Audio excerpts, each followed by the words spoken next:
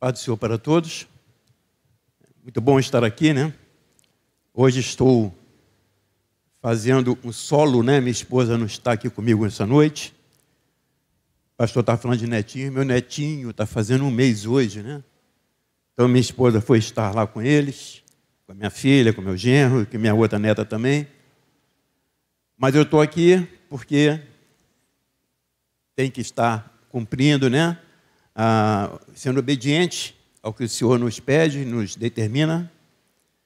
E estou aqui justamente para isso, não somente para trazer a palavra, mas para me alimentar da palavra de Deus. Momento de oração, Pai querido, Pai amado. Senhor, muito obrigado pela oportunidade de estarmos aqui na sua casa, meu Pai, não somente eu, mas cada vida aqui presente. Que o Senhor possa, meu Pai, através do seu Santo Espírito se manifestar, meu Pai, nos corações, trazendo para nós, meu Pai, refrigério, meu Pai. Trazendo para nós, meu Pai, salvação e restauração. Que Tua presença, Senhor, possa ser notória aqui nesse lugar, meu Pai. Coloca anjos ao nosso lado. E que Teu Santo Espírito, Senhor, tenha a liberdade de caminhar entre nós. Derrama sobre cada um de nós, meu Pai, a Tua unção, a Tua glória e o Teu poder, em nome de Jesus. Amém. Convidar os irmãos a estarem abrindo suas Bíblias lá no livro de Marcos. Marcos, capítulo 10.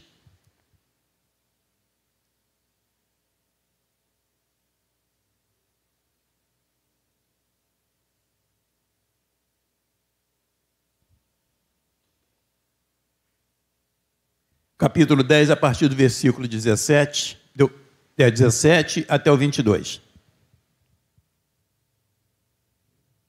Vamos estar lendo.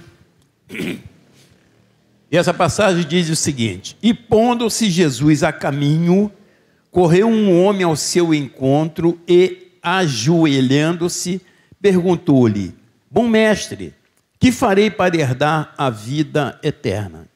Respondeu-lhe Jesus: Por que me chamas bom? Ninguém é bom senão um, que é Deus.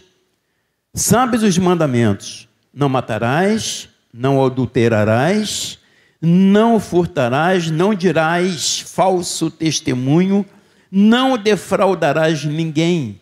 Honra teu pai e tua mãe. Então ele respondeu: Mestre, tudo isso tenho observado desde a minha juventude. E Jesus, fitando-o, o amou e disse: Só uma coisa te falta. Vai, vende tudo o que tens, dá aos pobres e terás um tesouro no céu. Então vem e segue-me. Ele, porém, contrariado com esta palavra, retirou-se triste, porque era dono de muitas propriedades. Jesus oferecia àquele homem uma oportunidade única, que também já foi oferecida a nós, tanto que estamos aqui. E só no final é que a palavra diz que aquele homem era dono de muitas propriedades. Mas Jesus, desde o início, quando Jesus sonda o seu coração, tanto é que Jesus o amou, Jesus já sabia o que prendia aquele homem ao mundo, as ofertas do mundo, as condições seculares. Mas Jesus precisava mostrar para ele o que era mais importante, o que era prioridade para ele e para todos nós, senão o cenário espiritual, o cenário celeste, porque é esse que dá a verdadeira salvação para nós. Existe um ditado gaúcho que diz: o cavalo está passando encilhado. E esse termo diz justamente sobre oportunidades que nós temos e precisamos aproveitar.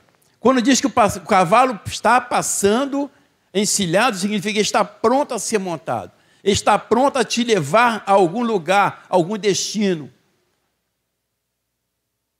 E quando nós não o pegamos, não o montamos, nós deixamos passar oportunidades que não poderíamos deixar passar. Jesus faz essa oferta a esse homem, quando ele diz: venda tudo o que tens. Isso não significa que nós não possamos ter propriedades, que nós não possamos ter bens. Não, não é isso. Mas quando se fala em vende tudo que tem, ou seja, deixe para um segundo plano. Você precisa priorizar o seu lado espiritual, que é esse que te dá o verdadeiro tesouro. Esse texto descreve essa ação, não apenas com dois personagens. Existe aquele diálogo entre Jesus e esse homem. Quando Jesus fala aqui, então responde, mas tudo isso tenho observado um pouco antes, né? Sabes os mandamentos, não matarás, não adulterarás. Jesus fala apenas em alguns dos mandamentos. Ele se abstém de falar do início. Ele busca no prólogo, escrito por Moisés, porque não é só pela lei que nós temos que viver, mas pela graça de Deus. E essa graça ela é alcançada quando há foco em Jesus, quando há direção a ser seguida pelos conceitos, pelos preceitos que o Senhor nos dá. Aquilo que nós aprendemos, aquilo que nós lemos, aquilo que a palavra nos ensina. O item 1 fala, o ponto 1, que fala da respeito e reverência. Quando esse homem chega diante de Jesus, no 17a, e diz, e pondo-se Jesus a caminho, correu um homem ao seu encontro e ajoelhando-se, ele reconhece em Jesus ser um mestre. Ele reconhece em Jesus que ele era maioral ali. Mas não era só isso, não é só questão de reconhecer apenas. Não é só questão de reconhecer apenas. Ele diz, ajoelhando-se, perguntou-lhe, bom mestre, que farei para herdar a vida eterna? E Jesus o repreende, né? Que diz, por que me chamas de bom? E ele entende quando Jesus faz essa repreensão, que à frente, ele diz assim no versículo 20, então ele respondeu, mestre. Ele se absteve de falar bom. Por quê? Porque ele entendia, ele quando buscou Jesus, não buscou Jesus como filho de Deus, mas como alguém que pudesse ensinar alguma coisa para ele. Ele buscava uma informação, ele buscava saber de algo que ele ainda não sabia. Ele demonstra no ponto 2, que eu enumerei aí, uma insatisfação interior, ou seja, todos os bens que ele tinha não lhe dava a tranquilidade, a paz que ele tanto almejava. Que está justamente no versículo 17, parte B, que diz, né? Bom mestre, que farei para herdar a vida eterna? Isso ele não poderia comprar com todos os bens que ele tinha. Interessante é que muitas pessoas ainda continuam achando, se estribando nos poderes, na condição financeira que tem, abraçando situações do mundo ainda, quando na verdade é buscar a presença de Deus que nos dá a salvação. Quantos de nós já chegamos na igreja como flagelos, deteriorados, arrasados, vindo sei lá de onde, e onde nós encontramos um lugar seguro, um porto seguro, senão do lado do Senhor, fazendo a vontade que o Senhor, fazendo a vontade do Senhor em nossas vidas. Jesus sonda o coração daquele homem, conversando com ele, e respondeu-lhe Jesus, por que me chamas bom? Ninguém é bom senão um, que é Deus. Sabes os mandamentos, não matarás, não adulterarás, não furtarás, não dirás falso testemunho, não defraudarás ninguém. Honra teu pai e tua mãe. O versículo 21 diz, Jesus fitando o amou. Jesus o amou. Jesus estava conversando com ele, tentando identificar em seu coração seus verdadeiros sentimentos. E não apenas aquilo que ele colocava diante de Jesus pelos seus lábios. Porque é difícil a gente muitas vezes expressar os nossos sentimentos. Muitas vezes nós temos essa dificuldade de expressar aquilo que verdadeiramente nós sentimos. Mas o Senhor sonda o coração de cada um de nós, o meu e os seus. Nós não podemos enganar o Senhor naquilo que nós precisamos, naquilo que realmente nós ansiamos. Quando a palavra diz aqui, vende tudo que tens, ou seja, abdica daquilo que te prende lá fora. Tem muitas pessoas presas às situações que o mundo oferece, às ofertas que o mundo dá, coisas perecíveis, quando a presença de Deus, ela pode ser eterna na sua vida. Ela é que te dá o verdadeiro tesouro, o tesouro que Jesus fala aqui. Não adianta ficarmos apegados, não, porque eu tenho carro, eu tenho casa, eu tenho isso ou aquilo. Não, isso não me dá segurança.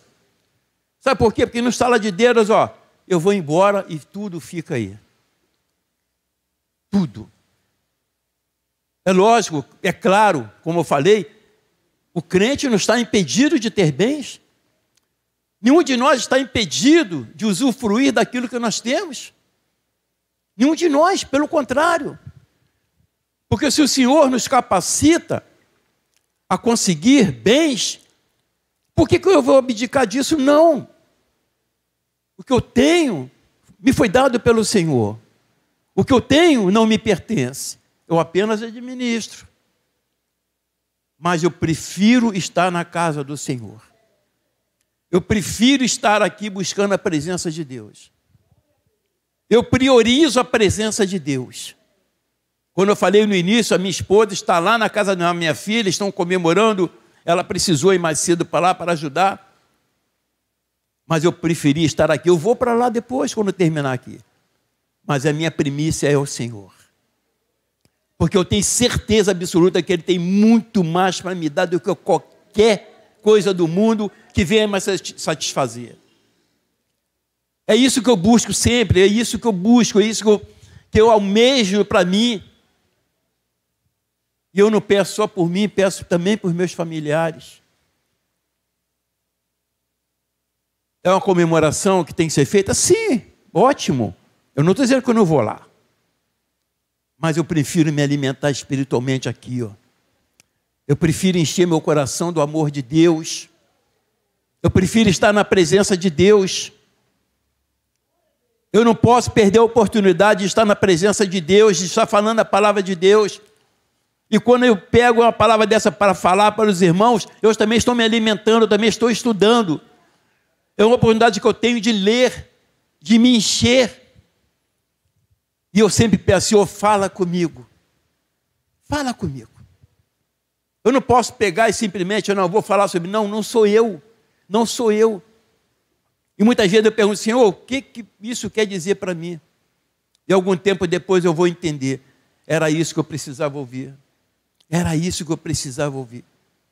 O pastor Denilson pregou recentemente sobre o advogado, há umas semanas atrás. E eu estava sentado ali e falei assim, essa palavra é para mim. Essa palavra é para mim. Muitas vezes você pode estar pensando, eu não estou entendendo nada, essa palavra não é para mim. Como esse homem diz aqui, olha, ele diz que... Então respondeu aqui, né? Que ele diz que nunca fez nada disso, olha. Vai, vem... Quando Jesus fala, deixa eu ver aqui onde está. Sabe os mandamentos. Não matarás, não adulterarás, não furtarás, não dirás falso testemunho, não defraudarás, tal. Então ele respondeu, mestre, tudo isso eu tenho observado. Tudo isso eu tenho feito. Mas muitas vezes falta para nós fazer alguma coisinha. E a gente pergunta, Senhor, eu tenho feito tudo que queres de mim, tudo que esperas de mim? Será que é isso? Será que basta apenas eu estar aqui em todos os cultos? Será que é isso que o Senhor espera de mim? Ou tem mais alguma coisa que eu precise fazer? Certamente tem.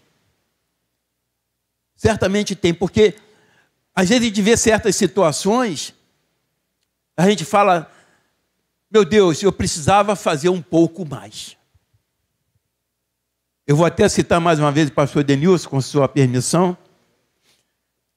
Alguns 2 ou 3 semanas atrás, algo que aconteceu ali embaixo, algo que ele me respondeu, eu fui para casa muito pensativo, mas muito. O culto acabou, pastor Denilson foi pegar a moto dele, e ele falou assim, vou indo, que ainda vou na casa do irmão Júlio trocar a fralda dele. Todos aqui, eu acho que a maioria conhece o irmão Júlio. É um obreiro que esteve aqui conosco durante muitos anos, hoje está entrevado numa cama, sem perspectiva nenhuma de andar. Mas tem pessoas que andam por ele. Tem pessoas que o Senhor envia para andar por ele. E quando ele saiu, eu fiquei pensando, Senhor, o que eu posso fazer a mais do que aquilo que eu tenho feito? O que o Senhor espera de mim?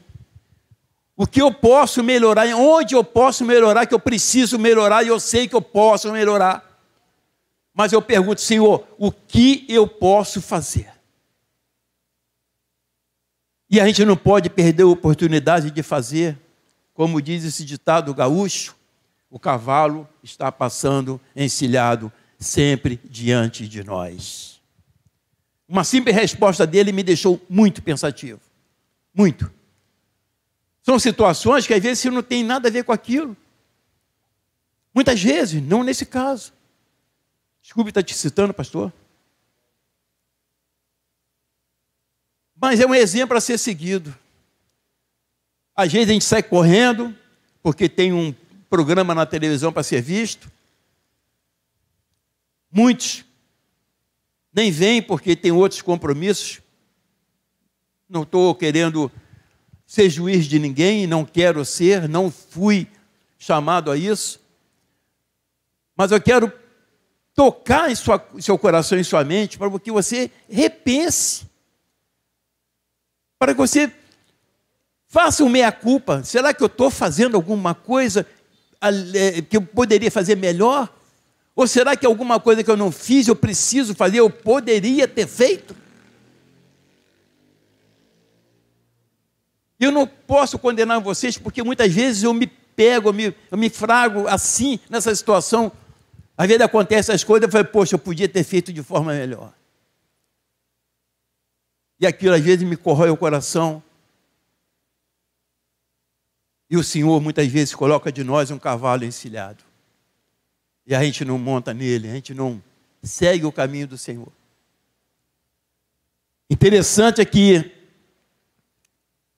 ele diz no versículo 22, e ele, porém, contrariado com esta palavra, retirou-se triste, porque era dono de muitas propriedades.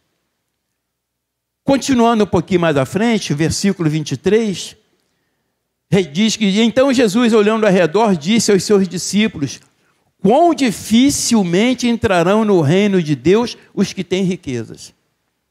Versículo 24 diz, os discípulos estranharam estas palavras, mas Jesus insistiu em dizer-lhes, filhos, quão difícil é para os que confiam nas riquezas entrar no reino dos céus. Jesus corrige aqui, ele se corrige para que os discípulos pudessem entender. Ele não diz que exatamente que quem tem riquezas não entrará no reino dos céus, mas aqueles que se apegam a riquezas, aqueles que se estribam nos seus poderes, na sua capacidade financeira, intelectual, patrimonial. Ser cristão é ser simples.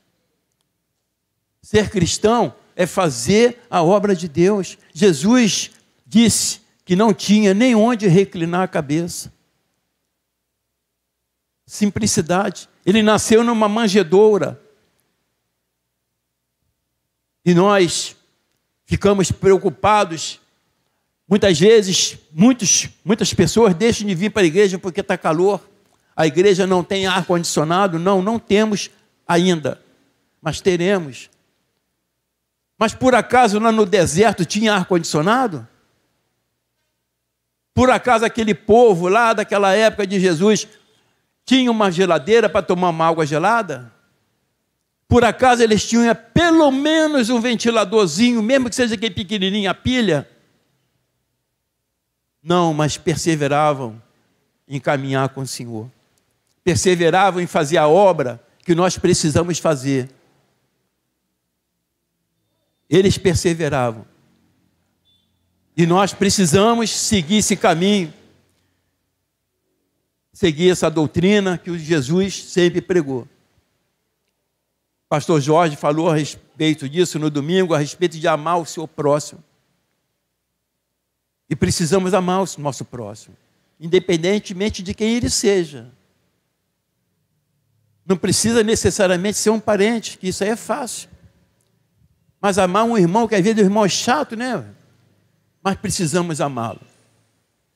Às vezes o irmão incomoda, às vezes o irmão não é simpático para nós, mas precisamos. Jesus, nesse diálogo, ele demonstra isso.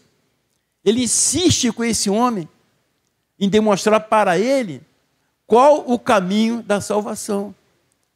E não é pela lei, não é seguindo, fazendo exatamente aquilo que o homem diz que sempre observou: não matarás, não roubarás, não adulterarás.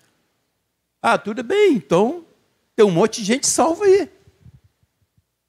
Muita gente lá fora que não faz isso. Não faz nada disso.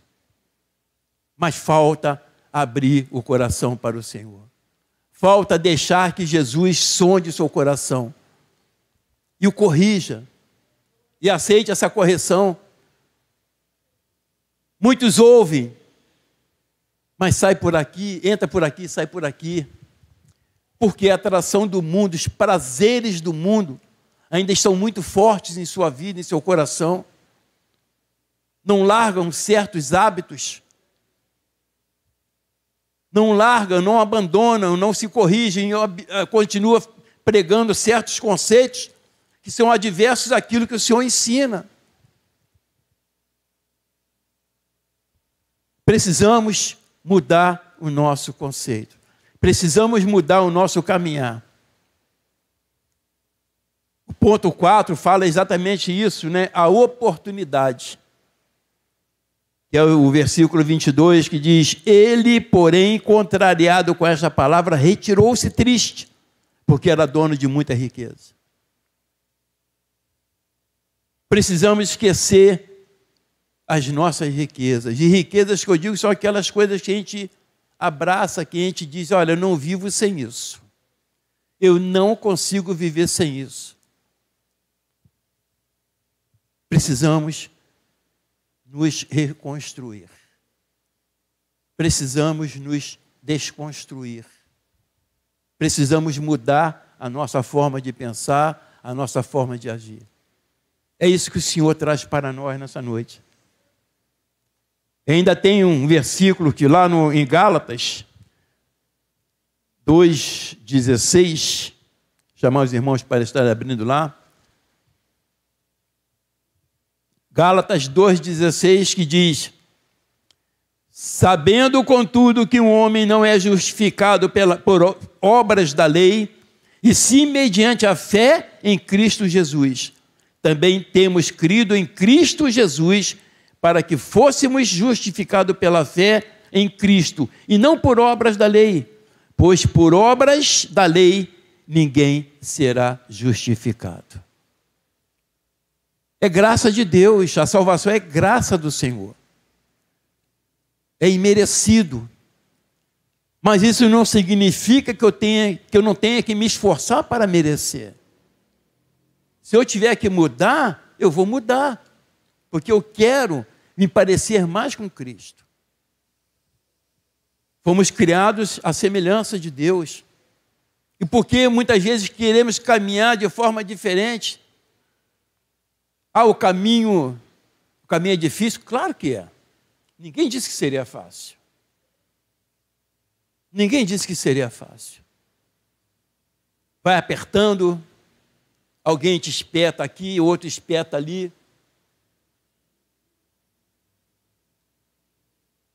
Algumas pedras surgem no caminho e tropeçamos.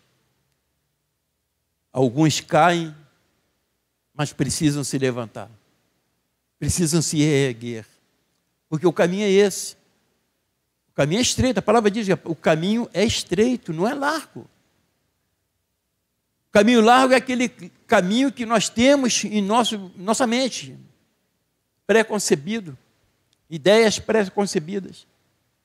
O livro de Filipenses também fala a respeito disso no capítulo 3, verso 6, que diz: quanto ao zelo perseguidor da igreja, quanto à justiça que há na lei, irrepreensível.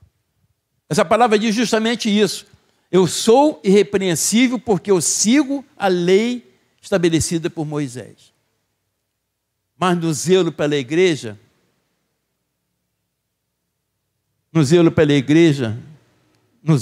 quanto ao zelo, eu sou um perseguidor da igreja. Eu critico meu irmão, eu critico a minha irmã. Eu busco defeito nas pessoas. Eu sigo a lei, então eu estou salvo. Independentemente daquilo que o meu coração faz, daquilo que o meu coração sente, daquilo que minha mente determina que eu tenha que fazer. Eu preciso mudar. Existe essa oportunidade hoje, meu irmão. Jesus falou para mim, Jesus falou comigo nessa palavra. Eu creio que Ele esteja falando com você também. Precisamos fazer um meia-culpa. Em que eu posso mudar para seguir a Jesus? O que me prende no mundo? O que me amarra no mundo ainda?